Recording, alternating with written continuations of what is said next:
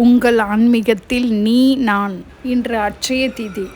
இந்த அட்சய திதி எப்படி உருவானது, யார் யாரெல்லாம் இந்த அட்சய திதி எப்படியெல்லாம் கொண்டாடினாங்க புராணங்கள்லன்ட்டு நம்ம பார்க்கலாம் இந்த வீடியோவில். இந்த அட்சய திதி இந்து சமயங்களிலும் சமண சமயங்களிலும் புனித நாளாக கொண்டாடப்படுகிறது. தமிழ் மாதமான சித்திரை வளர்ப்பிறையில் அமாவாசை 3ஆம் நாளில் இந்த அட்சய திதி வருது. முதல் யுகமான கிருத யுகத்தில் பிரம்மதேவர் பூ உலகத்தை தோற்றுவித்த நாள் அட்சய திதி நாள் அன்று.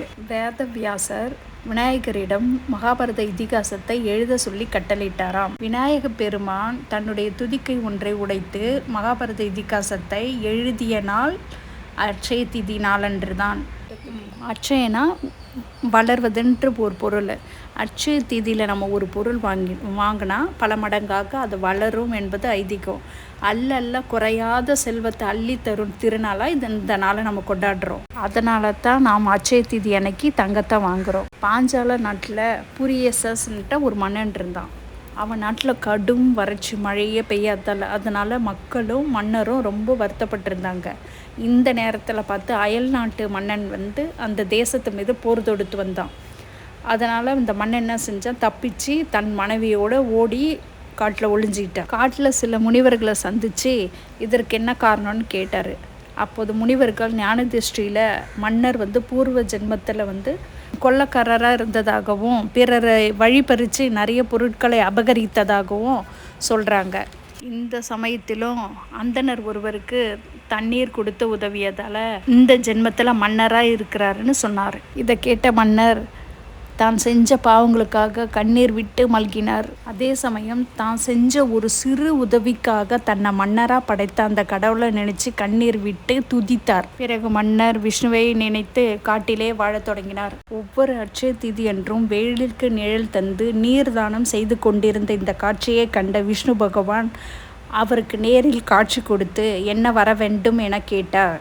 மன்னர் தான் அடுத்த பிறவியில் புழுவாக இருந்தாலும் விஷ்ணுவே தியானித்து கொண்டிருக்க வேண்டும் என வரம் கேட்டார். விஷ்ணு பகவான் அவருக்கு வரம் கொடுத்து காட்சி கொடுத்த அந்த நாளே அட்சய திதி நாளாகும். பின் மன்னருக்கு அந்த நாடு திரும்ப கிடைக்கப்பெற்று மன்னர் வாழ்ந்து பின்னர் மன்னர் செய்த தான தர்மங்களின் பலனாக ஆட்சியை கைப்பற்றி விஷ்ணுவிடம் சரணாகதி அடைந்தார். புராண பண்டைய கால வரலாற்றில் திருமாலின் 10வது அவதாரமான பரசுராமர் பிறந்த நாள் அட்சய திதி நாளன்று தான். காசியில் அன்னபூரணி தாயாரிடம் சிவபெருமான் தனது பிச்சை பாத்திரம் நிரம்பும் அளவு உணவை பெற்ற தினமும் அட்சய திதி தான். பாஞ்சாலியை மானத்தை காக்க கண்ணன் ஆடையை தந்து அட்சய என கூறிய நாளும் அட்சய திதி நாள் தான். செல்வத்திற்கு அதிபதியான செல்வக் கடவுளான குபேரர் விஷ்ணுவின் மனைவியான மகாலட்சுமியை வணங்கி வழிபடும் நாளும் அட்சய திதி.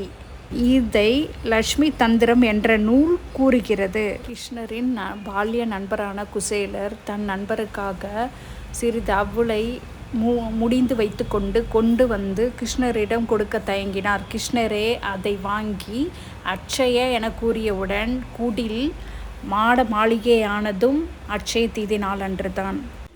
இதனால் தான் குபேரனுக்கு நிகரான செல்வத்தை பெற்றார் குசேலர். அட்சய திதி நாளன்று ஏழைகளுக்கு தானம் செய்தாலும் முன்னோர்களுக்கு திதி தர்ப்பணம் செய்தாலும் அது பல மடங்காக பெருகி நம்மை காக்கும் என்பது ஐதீகம். இதிலிருந்து விடைபெறுவது ஆன்மீகத்தில் நீ நான்.